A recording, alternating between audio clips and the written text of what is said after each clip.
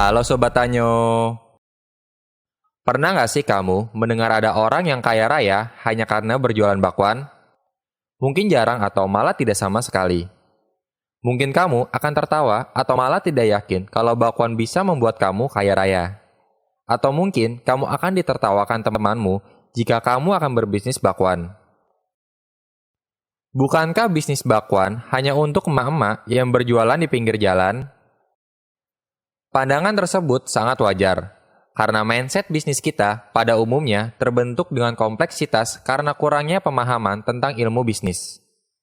Banyak dari kita mendefinisikan sebuah bisnis itu sama halnya dengan berjualan, sehingga kita cenderung salah merumuskan sesuatu yang mungkin itu adalah peluang bagi kita.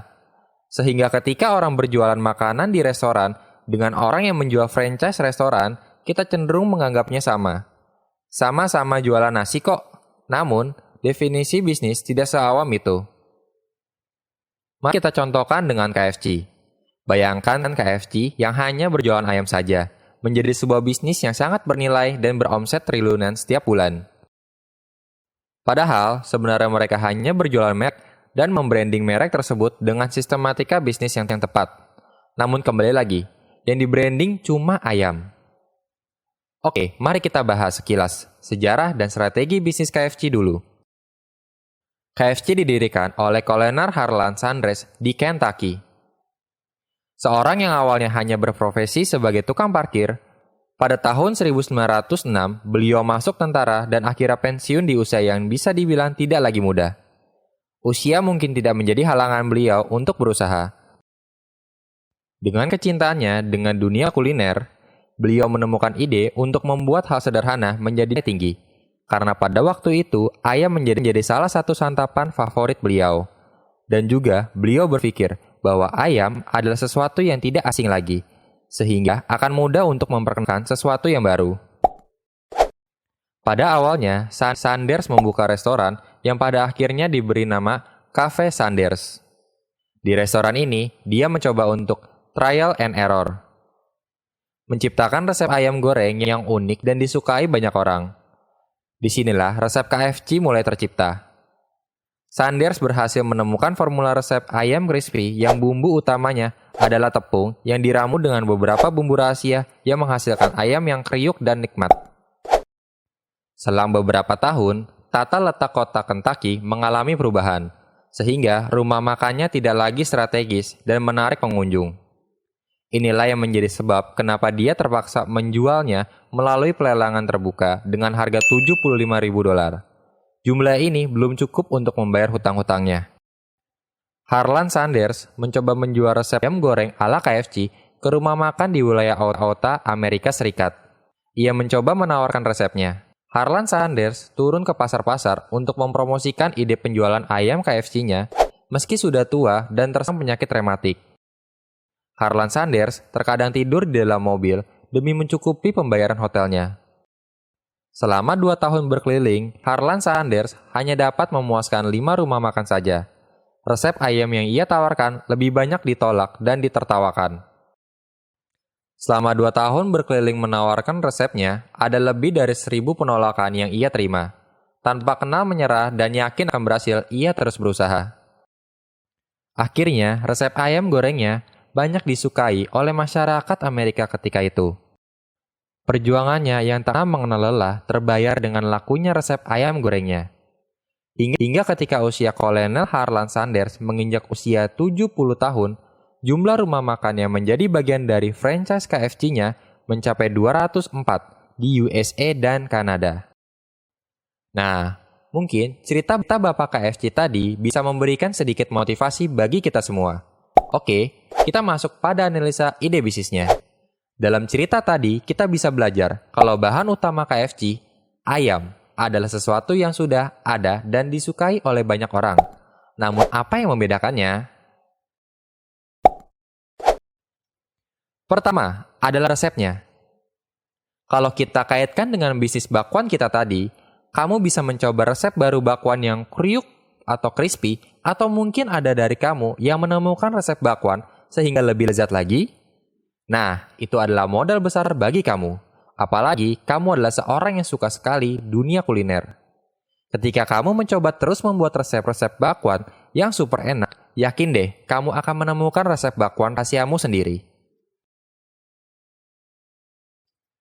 Yang kedua adalah penyajian. Biasanya, bakwan hanya dibungkus kantong plastik saja, atau mungkin dilapisi kertas koran. Nah, kamu bisa membuat bakwan naik kelas dengan hanya menukar cover atau bungkusan bakwan kamu.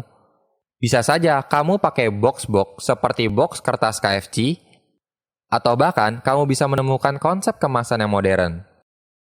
Kemasan adalah hal yang paling berpengaruh dalam menjual produk. Selezat apapun bakwan kamu, ketika kamu hanya bermodal plastik, nilai bakwanmu akan jatuh. Padahal dengan kelezatan bakwan kamu, kamu bisa menjualnya dengan harga tinggi. Yang ketiga adalah tempat atau restorannya. Meskipun kamu belum mempunyai modal untuk tempat makan seperti KFC dengan dekorasi dan interior yang mahal, kamu bisa mengakalinya dengan konsep mewah dan elegan. Mungkin kamu harus mencatat restoran kamu dengan konsep industrial atau dengan konsep minimalis. Usahakan senyaman mungkin dan orang yang datang makan ke restoran bakwanmu senang mengunjungi tempatmu, sehingga mereka akan merekomendasikan restoran kamu ke tetangga atau sahabat-sahabat mereka. Yang keempat adalah variasi bakwanmu. Jika biasanya kalau kita membeli bakwan, cenderung bakwannya satu jenis saja.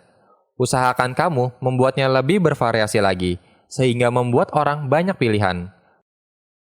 Misalnya, variasi bakwan kamu ada 3 rasa, yaitu bakwan udang, bakwan ayam, dan bakwan pedas. Ada beberapa orang yang tidak suka udang, sehingga mereka bisa memilih bakwan ayam. Begitu juga dengan mereka yang bosan dengan ayam, mereka akan mencoba bakwan udang atau bakwan pedas. Tidak hanya variasi, kamu juga harus membuat bakwan kamu lebih digemari dengan membuat variasi sambal untuk bakwan kamu. Misalnya, kamu menyediakan 5 jenis sambal.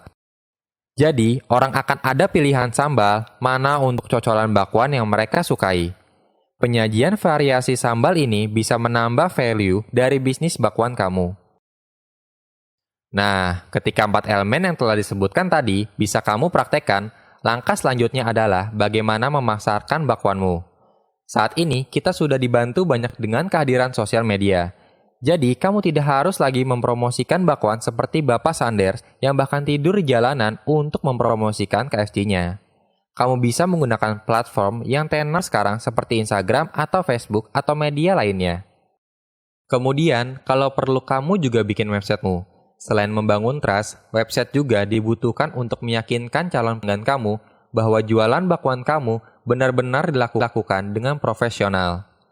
Strategi yang paling jitu lainnya adalah mengundang food vlogger untuk mereview bakwanmu.